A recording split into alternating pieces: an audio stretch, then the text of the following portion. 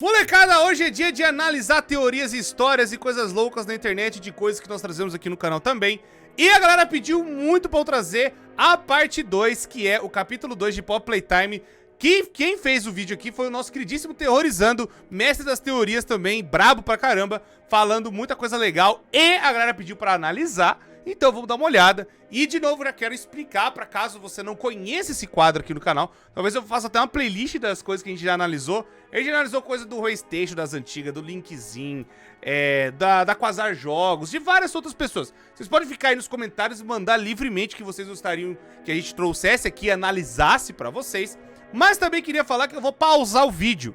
Então a ideia é justamente eu ver o que ele tá falando. Aí eu consigo concordar, tá tudo certo, a gente deixa rolar. Mas se eu ver que tem alguma coisa que eu posso comentar, eu vou pausar o vídeo pra dar uma explicada do que eu penso, do que eu acho que tá certo, que tá errado e tal. De novo, não é pra criticar o Terrorizando, ele faz um trabalho maravilhoso. E você pode conferir o trabalho dele aqui na descrição ou no card aqui em cima, tá bom? Muito obrigado já por estar assistindo, o vídeo vai ser meio longo. Só o vídeo dele tem 35 minutos, então esse vídeo aqui vai saber quanto vai ter.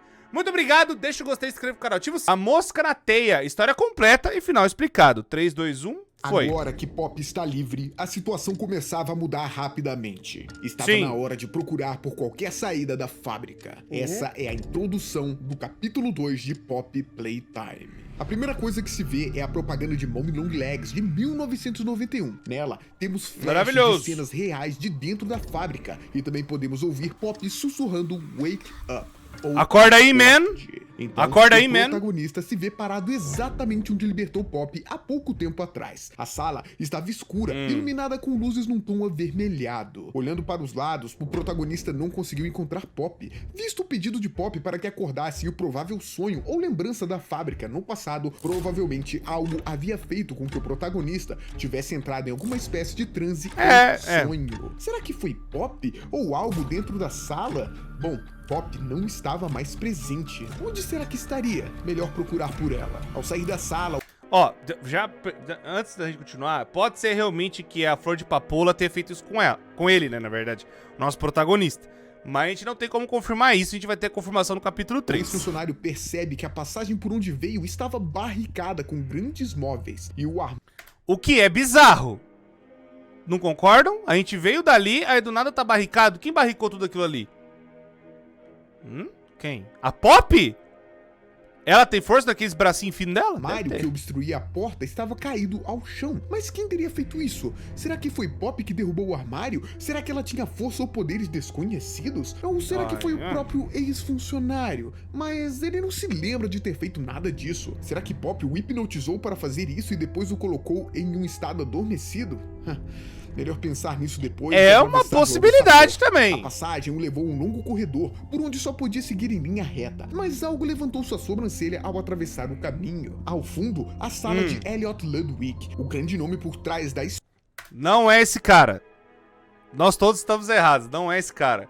Porque tem o áudio do Elliot Ludwig agora não é DLC, é mais a coisa que saiu agora, né? O teaser do capítulo 3. E a voz do Elliot Ludwig tá lá e não é a mesma voz desse cara aqui. História da Playtime CEO. A porta estava trancada, é claro. Seguindo por uma passagem ao lado, o ex-funcionário notou que havia um pequeno buraco ao chão. Ao invés de tentar escalar a passagem, resolveu testar outra funcionalidade de seu Grab Pack. Seu sorriso aventureiro se abriu ao ver que funcionou. Usando uma das mãos extensoras, fora capaz de atravessar o... Mas o boneco não tem rosto, como sabe que tem um sorriso Terrorizando? Fica aí a dica. Vão se pendurando. Brincadeira, tô zoando! Essa capacidade do Grab Pack seria muito útil em explorações futuras. O caminho o levou a uma sala onde a passagem estava selada com tábuas de madeira. E ao lado, algo interessante. Uma figura de Huggy com um dispositivo de caixa de som. Escutar suas falas que lembravam um personagem pateta realmente o faziam esquecer por alguns segundos do monstro que o estava perseguindo anteriormente. Nessa sala, encontrou uma porta escondida atrás de alguns barris de alumínio. A porta estava aberta e o levou até uma despensa onde algo notoriamente chamou sua atenção, uma chave vermelha pendurada. Uma chave do tamanho que abriria a porta de Elliot Ludwig. Uma chave do tamanho de um bonde. Tinha a forma de uma flor, a papoula ou Poppy. Era o símbolo de Elliot. Era por isso que a porta estava escondida? Pois estava guardando a chave? Deveriam ter pensado em algo melhor. Pegou a chave e abriu o escritório. Ele estava... Tamanho da chave, uma portinha dessa, né? Bizarro. Foi pintado predominantemente na cor marrom, com mobílias elegantes que seguiam a mesma tonalidade. Mas detalhes destoantes de toda a decoração eram desenhos feitos por crianças. Caso o Elliot tivesse pendurado todos esses desenhos, seria fácil pensar que ele era alguém muito orgulhoso do resultado de suas criações, já que cada desenho parecia uma dedicação de alguma criança que se apaixonou por um daqueles mascotes criados por ele. O ex-funcionário notou algo curioso. Uma fita de vídeo marrom estava disposta sobre a mesa de Ludwig. Resolveu colocá-la no aparelho que estava dentro da sala. Talvez pudesse aprender ele algo tá narrando Elliot. E de praticamente fato, que nós estamos vendo, né? Contava parte da história dele. Ele criou a fábrica em 1930 e se mostrou um gênio da criação, planejando brinquedos únicos e máquinas revolucionárias. Seu trabalho duro desencadeou, no mesmo ano de 1930, seu divórcio com sua esposa Molly. Não, isso aí não tem falando na fita. O divórcio nós não sabemos que ano que foi. Mas rolou o divórcio, isso aconteceu, mas não sabemos se foi em 1930. Calma lá. Ele continuou trabalhando e nos anos de 1960, uma tragédia recaiu sobre Elliot. Um membro de sua família morreu. Quem?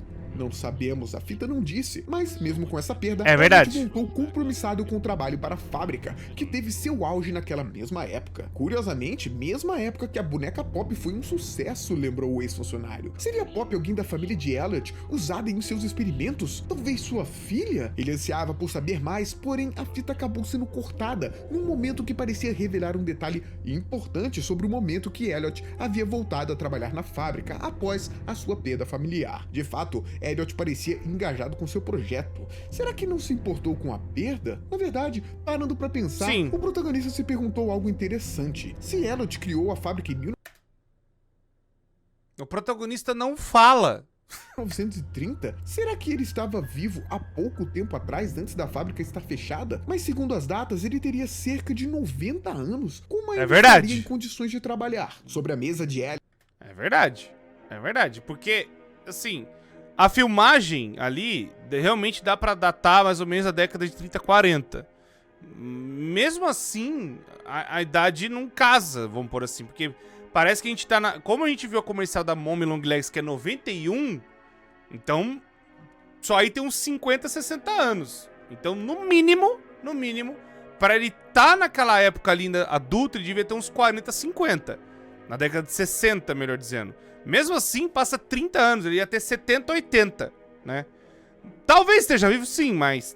sei lá, ele ia estar bem velhinho, né? Mas sei lá. Foi possível ver a planta do que seria um novo brinquedo, chamado Love Bug, inspirado em uma joaninha. Será que esse brinquedo chegou a ver a luz do dia? Em cima da mesa também havia um pedaço de anotação do próprio Elliot, falando sobre o Experimento 814. De acordo com um bilhete escrito pelo próprio criador do brinquedo, o Experimento 814 consistia de uma experiência realizada em um rato vivo. O rato foi alimentado com 3 porções diárias durante 2 semanas. Depois dessas 2 semanas, o rato foi morto, talvez pelo próprio Elliot, e colocado submerso em Pop Flower, ou flor de papoula, e um gel conservante. Depois de uma semana, um choque elétrico foi aplicado ao animal morto que ainda estava no gel. O objetivo era reanimar o seu cadáver, mas até o momento das anotações, o rato permaneceu inanimado. A anotação também tinha uma análise de Elliot, que dizia o seguinte: ainda acredito no potencial da flor de papoula, não é nenhuma propriedade de sinal. As propriedades levam a acreditar que a mistura e o procedimento adequado podem ter propriedades que alteram a vida.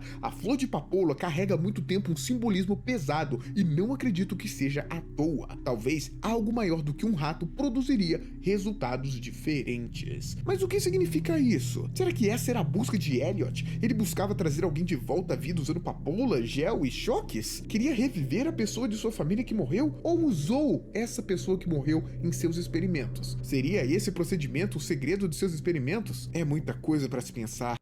Mas uma coisa, na verdade, que dá pra pensar é que ele já tava fazendo isso antes da Pop, né?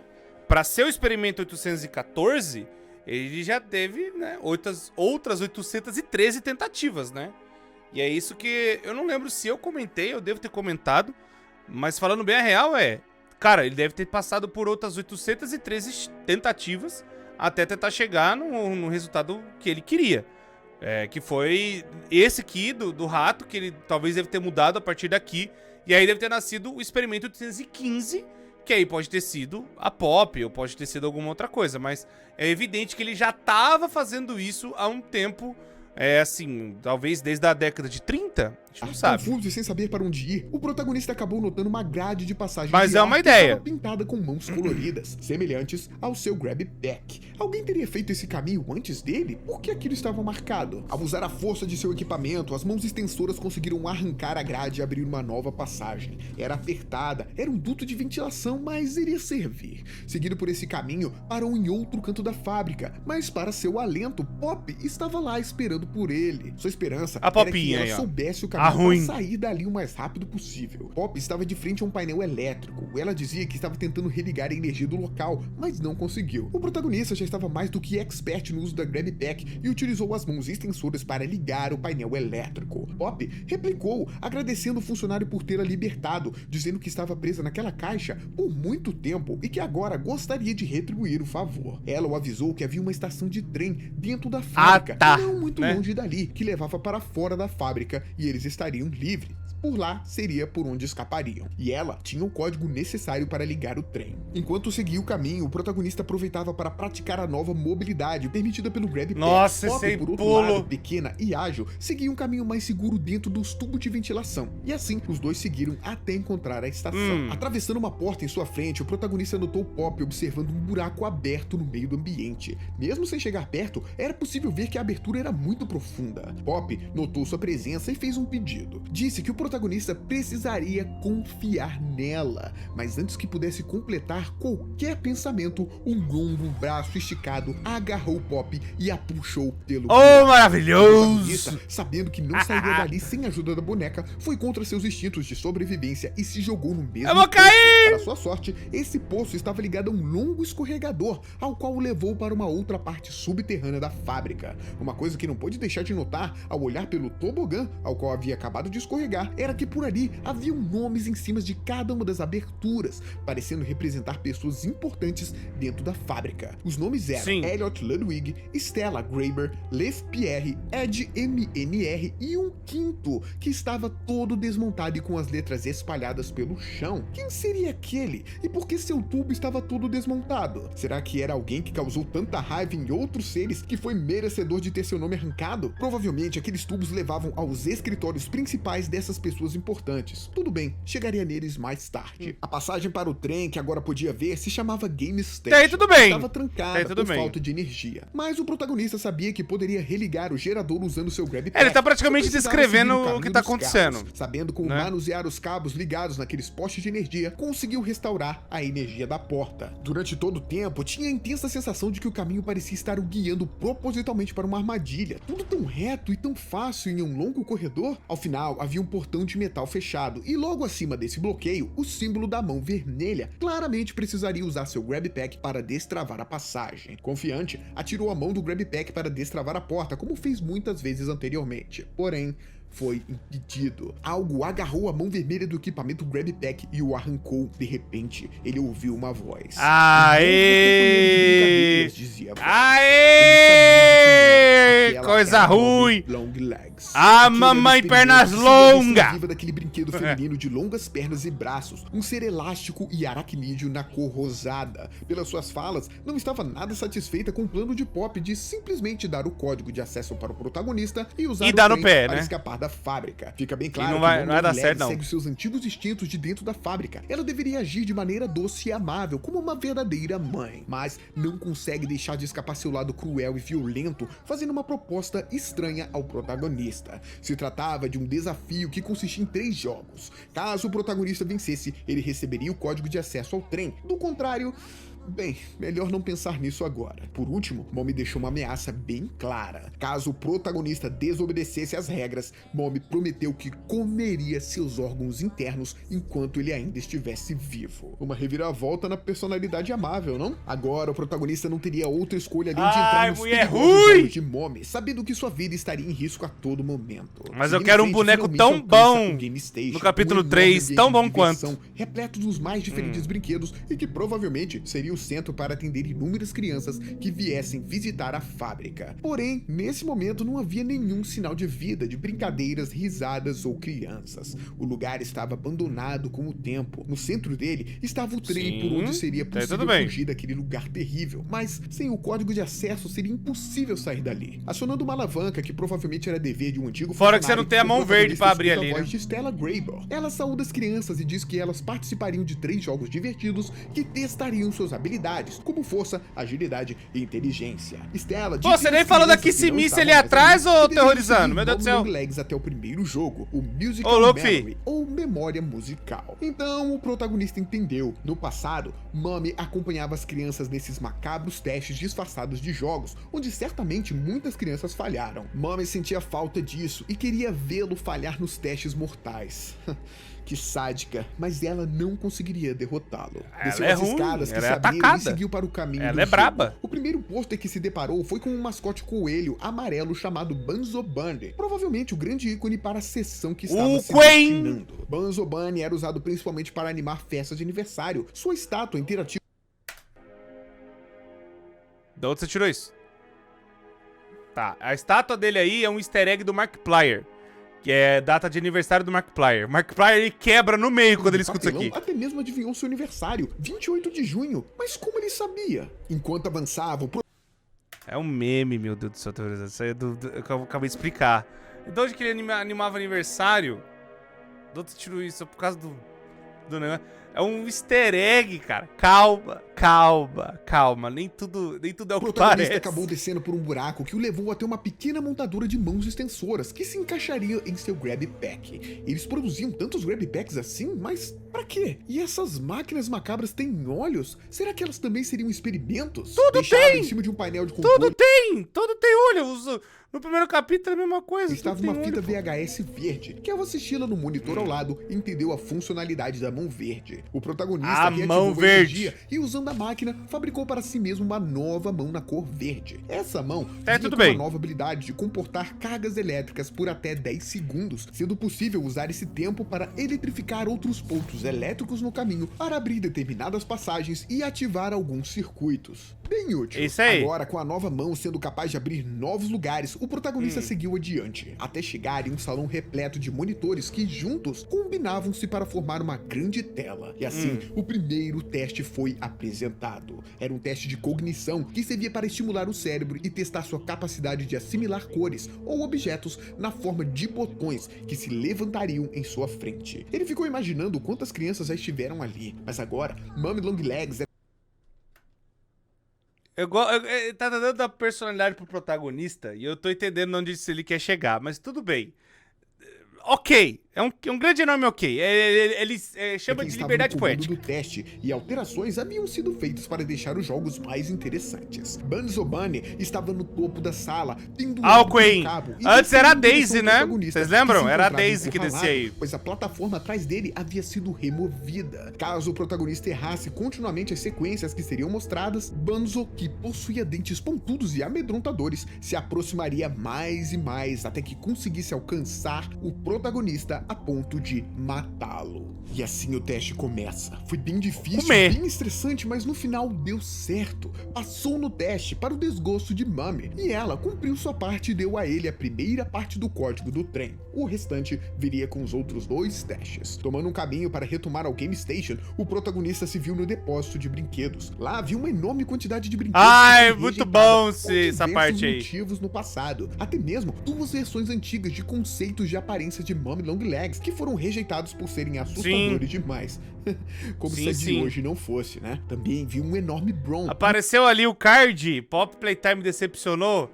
Deixa eu fazer um paralelo, porque talvez algumas pessoas, sei lá, é porque a gente teve dá um alt tab aqui. Algumas pessoas ficaram realmente decepcionadas. Muita gente achou que eu fiquei decepcionado com o capítulo 2, mas eu quero dizer que não. O capítulo 2 pra mim ele foi incrível. Tá certo, eu passei o negócio lá do Barry, vocês lembram que eu passei lá? Tava bugado, tava cheio de problema. Eles falaram que eles estão adiando um pouco mais o capítulo 3 justamente pra deixar ele mais polido, mais bem tratado, melhor dizendo. Só que a galera achou que eu fiquei decepcionado. E a galera começou a achar que agora todo jogo indie bom vai começar a lançar com bug. E isso não é verdade. É porque isso veio por conta do capítulo 5 de Bandit Machine. E aí isso passou alguns anos e tal. Aí veio com Security Breach. E foi, acho que, o principal que a galera mais ficou pistoleta. E eu concordo. Na minha opinião, o Security Breach me decepcionou. Porque eu tava esperando uma coisa incrível, maravilhosa. E eu recebi um jogo mediano. E aqui o Pop Playtime, eu tava assim, eu vou receber um jogo bom, um jogo ótimo, e foi um jogo bom, um jogo ótimo. Com problemas também. Mas os problemas aqui, eles pelo menos resolveram rapidamente. O Security Breach demorou meses pra ter as soluções, vamos pôr assim. Demorou meses pra ficar, no mínimo, um estado de jogável. E isso que foi complicado. Dava pra jogar? Dava, mas o jogo tava todo quebrado. A galera mesmo viu nas lives, quando a gente trouxe o Security Breach, eu tava quebrando o jogo inteiro. O Pop Playtime teve um negócio só que foi o Barry, e eles consertaram e depois acabou. Não teve tantos grandes problemas assim. Mas eu lembro que o Linkzinho comentou, eu lembro que até o Terrorizando comentou. Eu não cheguei a fazer vídeo porque eu falei, eu não acho que tem necessidade de eu falar. Mas agora, aproveitando o ensejo, eu acho que o capítulo 2, ele foi muito melhor que o primeiro, ele expandiu muito mais a história. E foi um negócio bem mais legal, pelo menos na minha opinião. E não acho que alguns bugs vão simplesmente tirar a minha experiência ou falar que, pelo amor de Deus, o jogo ficou horrível. O problema do Security Breach é que tinha muito bug. Muito bug, muito problema, muita coisa problemática. E que continuou e ainda existem esses bugs até hoje. Nós estamos em setembro, já estamos em outubro, na verdade. E nós vamos chegar aí a 1 ano do Security Breach e nada de resolver problemas, sabe, muito complicados que ainda tem no jogo. E o Pop Playtime capítulo 2 já saiu até a versão para Android. Tiveram vários bug fixes, tiveram muita coisa. É tipo assim, dá pra ver que os caras estão trabalhando. E aí o Security Breach você não sabe. Você não sabe, isso que é o problema. Mas eu não acho que por causa de alguns problemas o jogo, ele automaticamente fica horrível, sabe? Ou decepciona.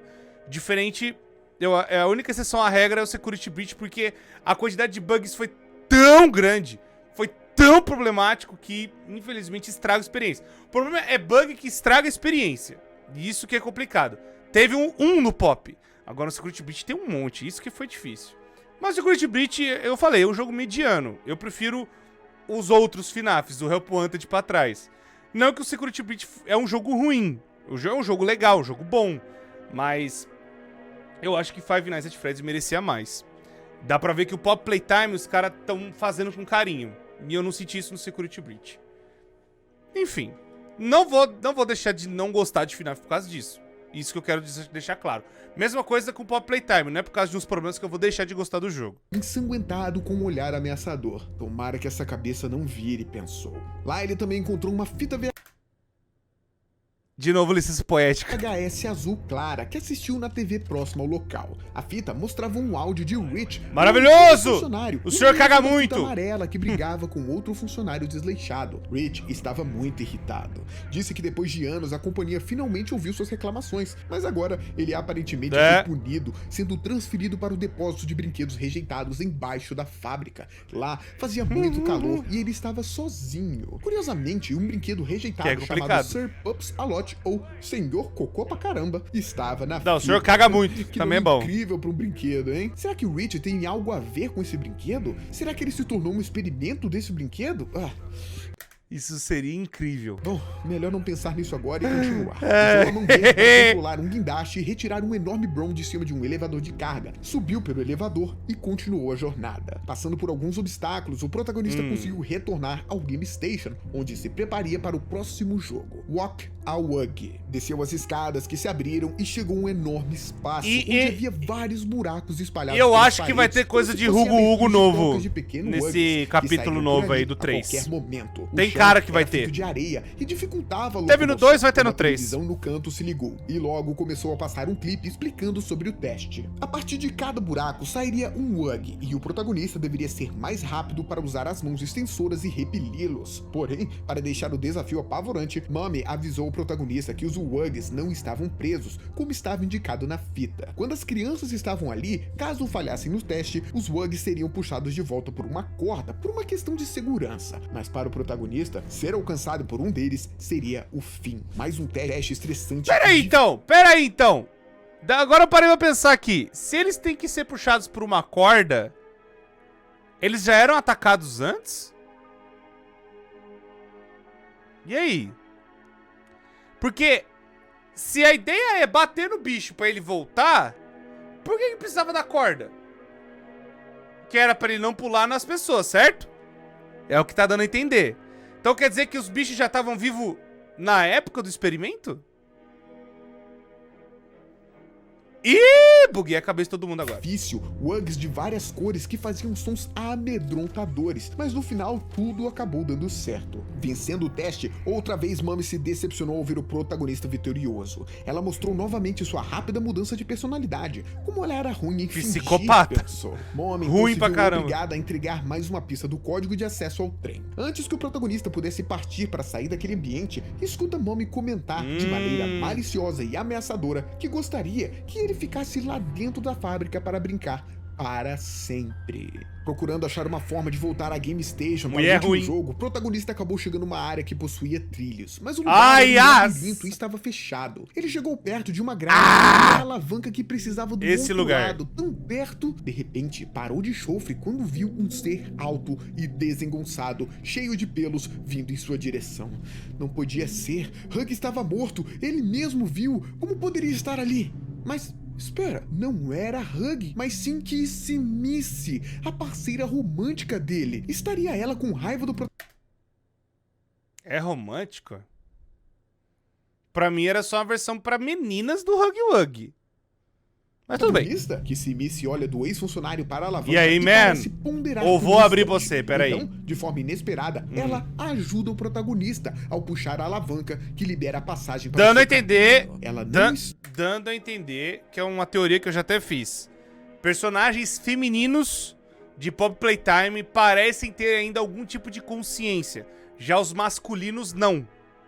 É o que tá dando a entender, do tipo assim... parece que a Kissimisse, a Pop, a Mommy Long Legs, que são personagens femininos, elas têm algum tipo de consciência. Elas conversam, elas trocam ideia, que nem a Kissimisse, ela mexe as coisas e tal. Já os masculinos, parece que são todos ligados no modo kill. O Huggy Wuggy, Bonzo Bunny, os mini Huggy Wuggies, o PJ Pogapillar, quem mais? Acho que só que a gente viu até agora. Então, tipo assim, é meio estranho. Tá tendo um padrão aí. Mas é só o que eu tô jogando pra vocês pensarem um pouco. Espera a porta se abrir e desaparece. O ex-funcionário ficou curioso. Por que Kissimisse o ajudara? Ele reparou que ao puxar a alavanca, o braço de Kissimisse parecia descoordenado, como se ela não tivesse total controle de seu próprio corpo. Seria uma rejeição do experimento? Olha, mais uma fita VHS. É o que eu estava dizendo, pode ser. A filmagem datava de 21 de março de 1991 e parecia um interrogatório com um funcionário chamado Marcus Brickley. Curiosamente, essa data era muito próxima do lançamento de Mummy Long Legs. Marcus dizia que voltou à fábrica após o trabalho porque esqueceu sua pasta e viu o que acreditava ser um monstro de 1000 pernas e que media mais de 15 metros. O interrogador o desconversou, dizendo que ele deveria estar vendo coisas e que não existia esse tipo de monstro. Depois de questionar se o funcionário havia contado essa história maluca para mais alguém, Marcus respondeu que o interrogador era o único que sabia da história. Após isso, Marcus foi dispensado. Será que mais alguém viu Marcus depois disso? Usando sua mão verde nos painéis elétricos para liberar a passagem labiríntica, o protagonista encontrou um carrinho chamado Barry e teve uma súbita ideia. Usou o peso do carrinho em uma descida para quebrar tábuas que bloqueavam uma passagem. E deu certo. Ao atravessar a passagem, pôde voltar até o Game Station, onde estava pronto para seguir o último desafio proposto por Mummy, lá em cima, lá morto. Status, ou melhor,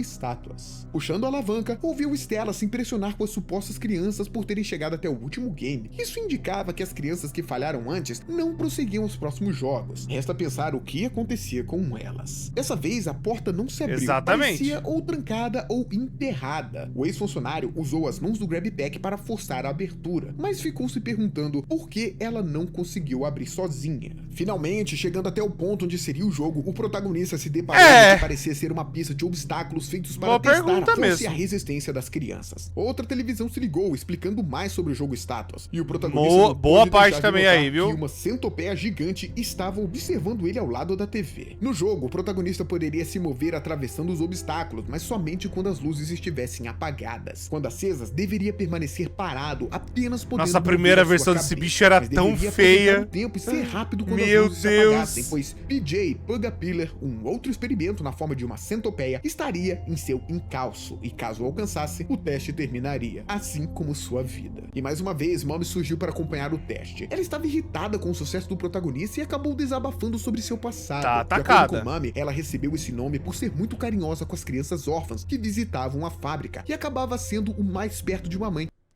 Visitar é uma palavra muito que forte. essas crianças poderiam ter, mas todas elas sempre partiam e nunca voltavam, a deixando para morrer sozinha. Mas Mommy...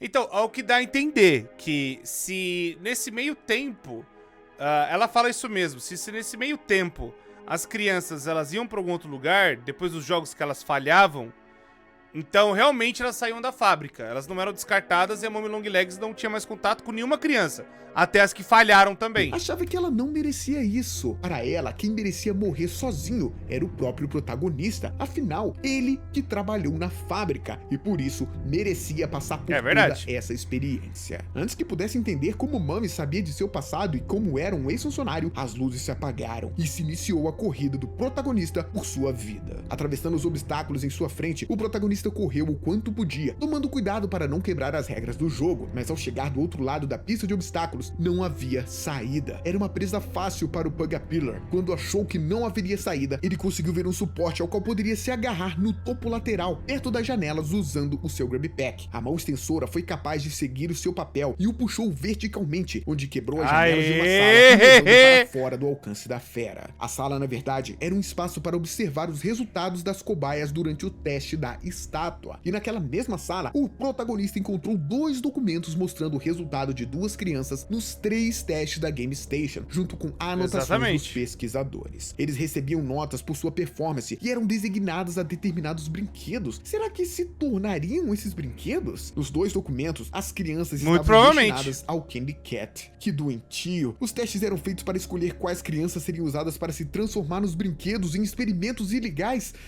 A raiva ferveu no ex-funcionário. Ele não sente nada.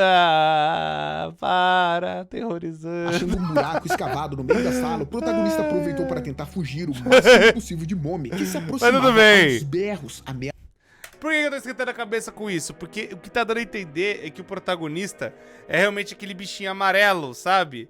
Parece que ele é um brinquedo também. Tá dando um indício disso, mas eu não tenho como ter certeza. Só vou ter certeza disso no capítulo 3. Mas tudo bem, deixa ele a licença poética permitir aí. O movimento para longe da centopeia usando o Grab Pack irritou Mommy. Ela gritava, prometendo que se ele voltasse logo, ainda poderia ser perdoado. Mas agora estava claro que o protagonista havia quebrado as regras do jogo de Mommy. Seria massa a Long Legs perseguir que ele deveria perder aquele jogo, pois o final do obstáculo estava impedido por um desabamento na parede. Não havia saída. Chegando na central da estação da água da fábrica, o protagonista esbarrou com um documento interessante. Era um pedido de transferência para Mommy Long Legs. O documento dizia que Mommy era muito violenta com os funcionários e que seria mais fácil deixá-la perto Fora que tem o nome dela ali em cima!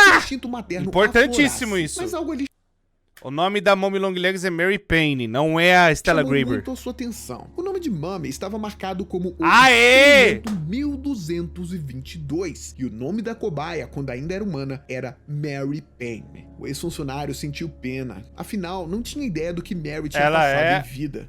talvez ela tivesse razão por odiá-lo. Lá também encontrou um outro aparelho de fitas na cor verde escura. Era uma entrevista de um homem chamado Jimmy Hoff, chefe do departamento de marketing da Playtime. Pelo tom da entrevista, Jimmy estava contando o quanto se orgulhava de fazer o trabalho parecer fácil, atribuindo a maior parte do sucesso da empresa ao marketing e não aos brinquedos em si. Ele falou sobre os nomes terminados com o fonema I, como Hug ou Mummy, e citou que até mesmo Elliot sabia que isso faria com que Pop fosse um caminho sem volta, dando a entender que Elliot quem decidiu o nome da boneca, porém não os demais. Talvez Pop realmente fosse especial para Elliot. O ex-funcionário precisou girar as pontes de acesso do local para que permitissem passagem. Ele precisava pegar um boneco de Banzo Bunny para habilitar sua passagem do outro lado. Sorte a dele que haviam vários sendo produzidos numa sala próxima. Não muito distante dali, encontrou uma fita vermelha. Na tela, a mão de Mummy aparecia. A gravação era uma resposta dada pela fábrica para diversas reclamações de funcionários que alegavam ter visto uma aranha gigante andando. Meio que teoriza que essa é a voz do Ed MNR. O Ed MNR, caso vocês não saibam, é o mesmo cara do documento que a gente viu agora há pouco, do negócio de tratamento de água, e é o cara responsável por tentar angariar uma empresa para criar um laboratório embaixo da fábrica. E também o cara responsável pelas finanças do negócio. Possa ser que a gente descubra mais coisa dele no capítulo 3 também. Mas ele é um cara muito importante. Ele é tipo o Grant Cohen, lá do Benedict Machine, que tomava conta das finanças. É o cara que toma conta das finanças aqui também. E também organiza esses projetos para serem construídos na fábrica. Pela fábrica. E a resposta deles era que não existiam aranhas daquele tamanho e que os funcionários estavam seguros e não deveriam se ocupar pensando nisso, e sim no trabalho. Pois se existisse um ser daquele tamanho vagando por lá, com certeza todos já estariam mortos. Passando por um corredor, o ex-funcionário pôde ver através das grades o que parecia ser um laboratório onde aconteciam os experimentos, cheios de camas ensanguentadas, recipientes de oxigênios e equipamentos médicos. Ele precisava chegar até lá, precisava saber mais. Encontrou um caminho através de um duto de ventilação e religou a energia com a mão verde para abrir a porta. Mas quando estava voltando o caminho pelos dutos, um deles se rompeu e ele caiu. Se viu em um lugar sem saída, mas achou que seria possível usar o Grab Pack para se agarrar em uma plataforma acima. Quando se preparou para mirar, levou um susto. Mummy caiu em cima dele. Ela estava as pernas longas! Mummy acusou o protagonista de trapacear todo aquele tempo e ela detestava trapaceiros. Então, o desafiou para um último jogo de pique e esconde. Começou a contar até 10 de maneira muito ameaçadora, dando tempo para que o protagonista fugisse descendo as escadas, indo cada vez mais ao subterrâneo da fábrica.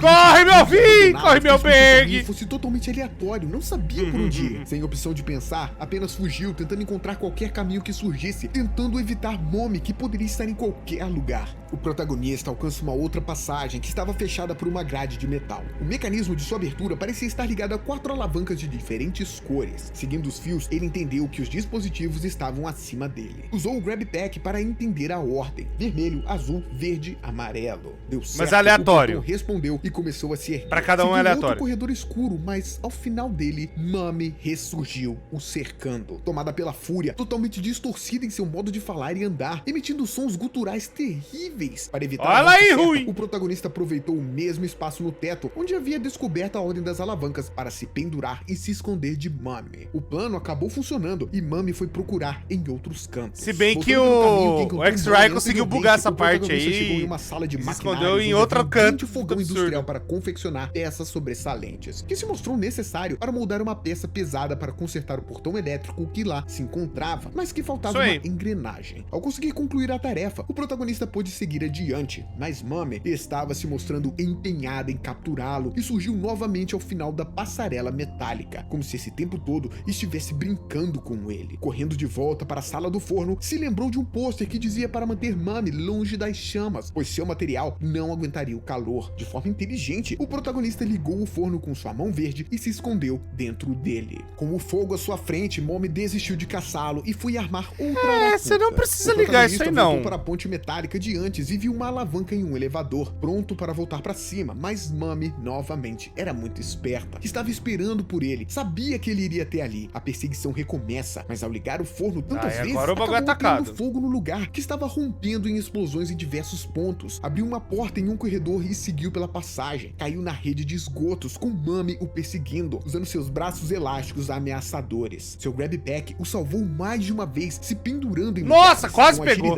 Quase que ela catou. E voltou voltou à superfície. Caminhou por um corredor que, curiosamente, era o corredor dela, com desenhos de Mummy Longlegs. Irônico, não? Ao final dele, colocou a mão azul para abrir o último portão. Mas Mummy o viu. Trotava em sua direção de forma assustadora. O portão se abria lentamente e a tensão foi consumindo o ex-funcionário. Logo, o portão se abriu e o protagonista entrou desesperado. O lugar estava fechado. Já era, não tinha saída. Mummy entrou de forma violenta, derrapando e de forma inesperada, prendeu seu braço em uma máquina trituradora. Pensando rápido, o protagonista, sem perder a chance, acionou o dispositivo robusto ao puxar a alavanca que estava ao lado da máquina. Os maravilhoso! Os de Mummy foram violentos. Nossa, eu fiquei tão impressionado nessa parte, meu Deus do céu. E despedaçados, gritando desesperada por sua vida. Mummy disse que ele não poderia fazer isso com ela e que ao matá-la faria com que ela se tornasse parte dele. As palavras pareciam uma desilusão de um ser desesperado e prestes a ser morto, e o protagonista não entendeu muito sobre aquilo. E assim, ela foi esmagada aos poucos pelo moedor industrial. Mummy Longlegs estava morta, com seu torso e cabeça mutilados, banhados em seu próprio sangue. De repente, por baixo de uma porta semi-aberta, um braço metálico com ossos e vários fios apareceu. Ele terminava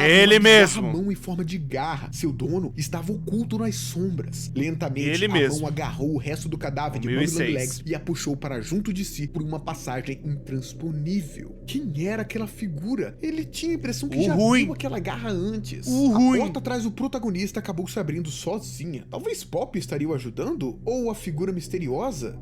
Ele estava muito confuso. Apenas sabia que deveria seguir em frente. Mummy agora não era mais um problema, mas não tinha como saber o que seria aquela criatura e o que ela seria capaz de fazer com os restos mortais de Mummy. Subindo alguns lances de escada, o protagonista acabou encontrando uma fita preta ao chão que estava ao lado do tocador VHS. Assim que começou a ouvir a gravação, ouviu uma voz masculina, uma que já ouvira antes. A fita era chamada Log 08502. Ela falava sobre o experimento 1006, também chamado de O Protótipo. Esse caso contava sobre um incidente onde o protótipo foi quase capaz de escapar de sua cela de contenção. Ele desmontou o relógio digital de sua cela e utilizou as peças para fazer um laser indicador. Apontou o laser nas câmeras de segurança dentro da cela para causar uma pane e desativá-las por 28 segundos. Quando a imagem voltou, ele já não estava mais dentro da cela. O quarto estava vazio. Uma funcionária de contenção entrou na cela para verificar onde ele estava, mas o experimento não havia fugido. Ele usou um ponto cego no quarto que a câmera não filmaria e que ele já sabia desse ponto cego e lá se escondeu. Como ele sabia do ponto cego? Ninguém tinha ideia. O experimento tentou fugir assim que a porta abriu, mas outro funcionário foi mais rápido e fechou a porta remotamente, mesmo que a outra funcionária ainda estivesse lá dentro da cela com o experimento. A funcionária foi assassinada violentamente pelo experimento 1006 dentro da cela com todos assistindo. O protótipo possui uma inteligência superior a todos os outros experimentos da companhia, junto com uma forte predisposição a cometer violência. Ao contrário desse protótipo, o experimento 1170, chamado Huggy Wuggy, parecia ser a melhor opção devido à sua inteligência, que mesmo inferior, se encontrava em níveis satisfatórios, somado à sua obediência total. Obediência total, E seria a melhor opção para quê? Então o Huggy era o experimento 1170. Interessante. 1170. Mas ainda assim, não entendeu o que os cientistas estavam buscando. Para que Huggy Wuggy serviria? O ex-funcionário parou por um momento. Essa fita com esse log antecedia aquela outra que escutou antes, que era chamada Final Log, que contava que o experimento 1006 havia fugido e, pelos sons no fundo, matado todas as outras pessoas. Pela mão que pôde ver na TV ao tocar a fita, acabara de ver o experimento 1006 e ele estava bem vivo. Afinal, essa imagem era igualzinha à garra que ele viu há poucos momentos atrás. Pelas palavras de Mummy Longlegs, que não queria fazer parte dele, esse experimento devia estar montando brinquedos mortos em seu próprio corpo, assimilando esses brinquedos. Talvez se tornasse um enorme Frankenstein cheio de brinquedos? Parecia inteligente e bom em montar coisas. Estremeceu só de pensar em encontrar esse experimento de novo. O protagonista seguiu o caminho até conseguir retornar ao Game Station, dessa vez pelas passarelas superiores. O que seria meio clichê, mas existe uma teoria onde o 1006 seria o próprio Leot Ludwig, já que seria um cara que sabe construir coisa, entendeu? Mas é clichê, é tipo Binding Machine 2, por assim. Mas, não, na verdade eu não sei, eu não tenho como confirmar, né? tem da capítulo 3 pra nós ver. Seguindo o caminho, encontrou a sala de controles usada para monitorar as crianças dali e teve uma surpresa. Poppy estava presa pela teia de Mummy logo acima e junto com ela a parte final Isso do aí. código de acesso ao trem. O protagonista libertou Poppy, que parecia diferente. Ela perguntou com a voz fria e cruel se o protagonista havia matado Mummy. Poppy ficou satisfeita ao saber que Sim. Mummy havia sido morta e o avisou para seguir em caminho até o trem, pois deveriam sair de lá. Sua forma de falar parecia cruel, fria, diferente de quando se encontraram. Ainda na sala de controle, o protagonista encontrou um documento instruindo os funcionários a guiarem as crianças para os jogos e tomarem notas sobre seus testes e entregarem tudo para Stella Grabor. Porém, havia um outro documento de um tal Dr. Math Wason. Ele pedia para colocarem janelas no Game Station. Mas como assim? Já havia janelas no Game Station, ele passou por lá. E ele falava de janelas. E ele não falava de janelas quaisquer, falava de janelas falsas. Dizia que sabia que era difícil ter luz natural ali, mas que havia vida natural aqui embaixo, que ele tinha visto isso na TV. O documento dizia que existia falsas janelas nesse subterrâneo que utilizavam grandes luzes atrás do vidro para simular o sol. Mas o que está acontecendo? Lugar subterrâneo, janelas falsas, simular a luz solar? O que tinha acontecido com aquela fábrica? Será que todos enlouqueceram? Por um momento, o ex-funcionário imaginou que estaria vivendo em um mundo criado artificialmente para simular a realidade, que fora da fábrica não existia nada, como se uma grande guerra tivesse devastado o seu mundo, ou que a fábrica tivesse controlado todos para pensar que existia um mundo lá fora.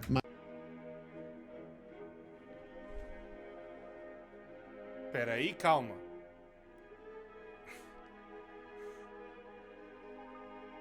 Peraí, calma. Eu já vi essa teoria também. É a teoria de que é o mundo dentro do mundo. É bizarro. Sabe igual matriarca russa? Talvez o termo vocês não conheçam, mas... É quando você tem aquela boneca e você abre e tem outra boneca dentro, você abre e tem outra boneca dentro, outra boneca dentro. O que ele tá querendo dizer é que... talvez a galera fingiu que existia um mundo completo lá dentro, mas ainda assim tudo era dentro da fábrica. O que daria a explicação de que o nosso protagonista é um brinquedo também, e de que a mensagem pra fora nunca saiu de fato da fábrica, e na verdade era tentando acordar uma dessas pessoas brinquedo, ou funcionários brinquedos que tinha, que eles eram montados pra própria fábrica poder continuar andando, mas deu ruim dentro da fábrica. Essa teoria, ela tem pontos fortes, provavelmente por causa desse file aqui, por causa desse arquivo, melhor dizendo, e tipo assim, eu teria que explicar muito mais detalhes, mas o resumo é como se a fábrica ela fosse muito maior, e o que nós estamos vendo seria, tipo assim, show de Truman. É como se a gente estivesse dentro da fábrica, É uma fábrica dentro da fábrica. Então, tipo assim, não é difícil de pensar isso, porque a gente tem a cabeça de ter um laboratório dentro da fábrica. O laboratório também é meio que uma fábrica, se a gente for parar a pensar a grosso modo. Não sei se vocês já foram em laboratórios químicos ou empresas químicas. Parecem grandes laboratórios gigantes, mas em uma forma escala industrial, assim. Então dá a entender que talvez teria uma fábrica dentro da fábrica por conta disso. Mas parece que é algo maior ainda, como se eles tivessem criado uma outra parte, uma realidade, como esse negócio ficou extremamente gigante. Então eles fizeram uma fábrica e dentro dela tem uma outra fábrica pra justamente fazer esse negócio tipo de atração e tudo mais, parecido meio com o William Wonka das ideias, sabe? Dá a entender isso, eu sei aonde isso vai dar, é muito louco. E de novo, a gente precisa ter mais detalhes no capítulo 3. A teoria é muito boa, mas não dá pra pôr minha mão no fogo, porque precisa elaborar mais ainda. Mas na verdade só existia a fábrica. Isso não faz sentido. Balançou a cabeça. Até que faz, que não expliquei agora, até que faz. Eles teriam o controle de toda a parte da visitação e de como as pessoas andam lá dentro. E também explicaria o porquê desses bichinhos, né? Quem seria as coisas normais que andariam por aí. Mas a gente sabe que tem pessoas que tomaram conta. A gente sabe que tem gente que cuida da empresa, né? mas o que aconteceu com elas a gente não sabe ainda. E rumou para o trem. Utilizando os 3 códigos de acesso, o trem finalmente estava em movimento e poderia sair daquele lugar infernal. Sentindo o transporte pesado ganhar velocidade aos poucos, podia sentir que logo sairia dali. O alívio tomou conta de seu corpo. Então, ouviu a voz de Poppy saindo pelos falantes do trem. Ela disse que estava com muito medo que ela a colocasse dentro daquela jaula de novo, mas que o protagonista a salvou. Ele era perfeito, perfeito demais para perder. Poppy se desculpou e disse que não poderia deixá-lo sair. Poppy então foi capaz de mudar a rota do trem, forçando o veículo a fazer uma rota para voltar para dentro da fábrica e não para sair dela. Poppy continuou dizendo que jamais conheceu alguém como o protagonista, que havia ficado presa fazia muito tempo e que havia tido muito tempo para pensar e refletir, tempo suficiente para planejar o que faria quando estivesse livre. Agora faria tudo certo, afinal coisas terríveis aconteceram e com as habilidades do protagonista, sabia que independente do plano, ele seria capaz de fazer. Ela ia contar o que eles iam fazer juntos, mas de repente um alarme começou a tocar ao longe e algo a interrompeu subitamente. Um som gutural no fundo pôde ser ouvido e a ligação finalizou. Poppy parecia não estar mais do outro lado, pois o controle do trem foi perdido, fazendo-o acelerar a velocidade fora do limite. O protagonista tentou puxar o freio, mas era tarde. O veículo descarrilhou e virou violentamente. Os olhos do protagonista se abriram por um momento e ele só pôde ver uma placa indicando o caminho para a creche da fábrica. O destino do protagonista agora era incerto. Tantas dúvidas, revelações e medos. Qual seria o plano final de Poppy? Quem seria aquela criatura nova que Mommy mostrou ter tanto medo de fazer parte? Seria ele o Experimento 1006? E quem era ela que Poppy tinha tanto medo que a colocasse na jaula novamente? E pior, o que aconteceu no passado de Elliot Ludwig? Esse cara não é o Elliot, mas tudo bem. E pior, o que estaria esperando pelo ex-funcionário da fábrica na creche? Vamos esperar para ver o pior destino do nosso protagonista em Poppy Playtime capítulo 3. O meu muito obrigado por ter acompanhado até aqui. Bom demais, pô. A gente se encontra no próximo vídeo. Até lá. Bom demais. Bom demais, bom demais, bom demais. Bom demais. Terrorizando manda muito bem, pô. Terrorizando manda muito bem mesmo. É um estilo, né, que ele faz a parte de contar a história. É assim, é um estilo que... Como posso explicar? É o estilo do Goulart, né? Não é o estilo do Goulart, mas, tipo... É que eu tento contar a história de forma resumida, né? Tentando explicar os detalhes desde quando começou e tudo mais, pra não... E também resumir, né? Pra não comer tanto tempo da galera. Mas eu percebi que ao decorrer dos anos, parece que a galera tem gostado mais de ver as coisas enormes, assim, sabe? Explicando com detalhe e tal. Tanto que o meu vídeo de Five Nights at Freddy's virou o vídeo mais visto, né? E ainda assim aquilo lá é um resumo, aqueles 40 e poucos minutos. Eu não sei se eu migro de vez pra esse estilo, mas é um estilo muito legal, o estilo do Goulart, o estilo do Terrorizando, o Linkzinho também tem um pouco disso. Enfim, é muito legal, gosto muito do trabalho do Terrorizando. Big beijo pra você, meu filho, se você vê isso aqui. Bom vídeo, bom vídeo. Tem algumas coisas aqui e ali, né, de liberdade poética que a gente sempre traz, né, pra poder encaixar as coisas aqui e ali, mas o resto tá tudo certo.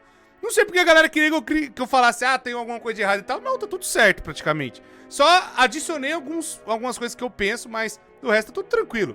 Enfim, obrigado por ter assistido. Link do canal Terrorizando aqui na descrição. Ele deve estar aparecendo no card aqui também. Muito obrigado, deixa o gostei, inscreva no canal, ativa o sino. Pra vocês não perderem nada acontecendo aqui, são 2 vídeos novos todos os dias. Vocês não vão se arrepender. Muito obrigado, pessoas, tudo sempre me despede de vocês. E até a próxima.